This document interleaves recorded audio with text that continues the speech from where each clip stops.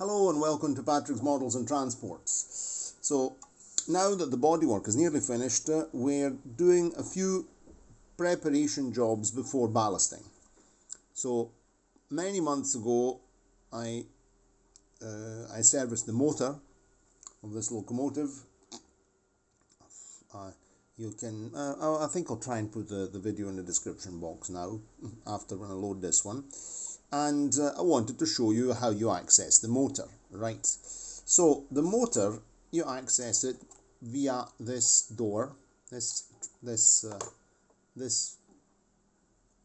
lid, which is on the bottom of the chassis. It's not wired in place, you just lift it out. I'm not lifting it out now because this is a very good design, because you can take the motor out to do maintenance and there are no cables. It's not wired in, so nice and simple. There's just these copper spring contacts here, the clip-in position with the pickup circuit, which is also made in copper kind of plate, let's say. No, so that's a very good design. This is also quite a quiet motor, this one here, compared to other 3-pole motors by Joef. And okay, so that's that. Now I want to show you how we close the motor compartment. So this here goes in there like that. Then you can see that there's a screw, righto. There's a screw thread right there. Right there, okay? And on the original locomotive, you would screw this down. There would be there's a kind of plastic molding which holds the lead ballast, which is probably fitted into these, slides into these slots here, and then it's all held in position by one screw, which goes into this threaded here. No, so of course I don't have that, so I just made my own system. I had some of these plastic discs, I don't know what they're from. I sliced a bit off, filed it down, and made my own engine motor compartment closing system. And I used a coupling hook, a Joef coupling hook brass screw, which I had. So I just pop that in there. And then I take my beautiful French-made wooden handled screwdriver that I bought many years ago. I think I was in my 20s. I used to carry this in I used to go places by bicycle, and I used the bicycle as a vehicle. And had a big old black bicycle with rod brakes. It was a great bike. And of course it's always handy to have a screwdriver. I couldn't keep the screwdriver in a saddlebag, otherwise they would have disappeared, but I always carried it in my rucksack. And so this was a very handy screwdriver. And it's still a very handy screwdriver because it does for all these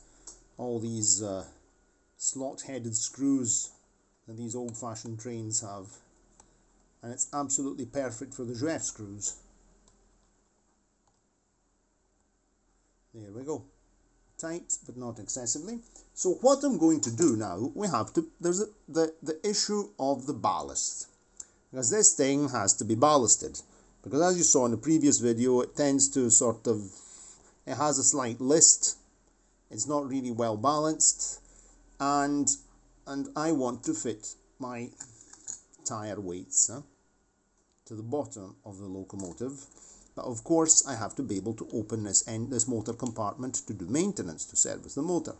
So I've been thinking what to do. Either, to paste stick them on here, but I don't really want to go and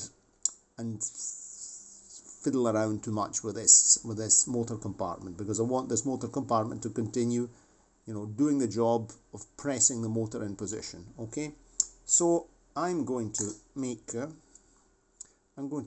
fit a piece of velcro. This is adhesive velcro right here on the motor compartment lid, and then I'll make a nice ballast support, which will grip onto this with velcro, and then I'll fit all my ballast weights directly to this piece of balsa wood, which will be the ballast support. And that way, when I want to remove the ballast, I just, take the body off the chassis, rip it off, velcro stays in position, and we're able to do all our maintenance and everything. And the other thing is that, considering the ballast is not just for traction, but also the purpose of the ballast is also to trim this this rail car to make sure it stays straight.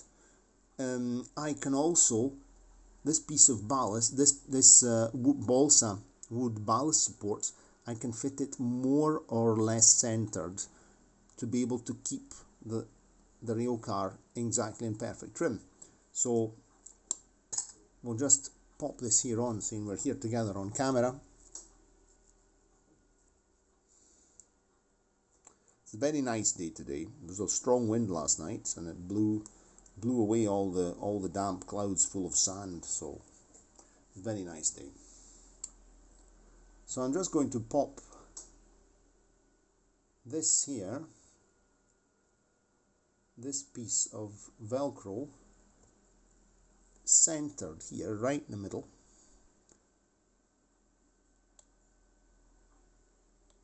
And then that will do the perfect job there. And then we'll be able to fit, this is just an example, this piece of balsa here, we'll be able to sit this on top. Now, right there, of course it will clear the screw, obviously, and this way we'll be able to do everything, and without having a nice ballast, and we can exploit the whole length of the empty void space where the entrance doors of the bodywork are, and we can really make this nice and heavy and make it nice and trim. So I've got plenty of these tire weights, and they can be stuck one on top of another. So that's the idea. So that's the velcro on, and this was the very last piece. I had to do a job with this velcro. I'm going to have to buy some new stuff. But I've got plenty of, this is the female, this is the female, and I've got plenty of the male. And that's it. Perfect. Righto, we're getting closer and closer to the test run. Cheerio, and see you next time.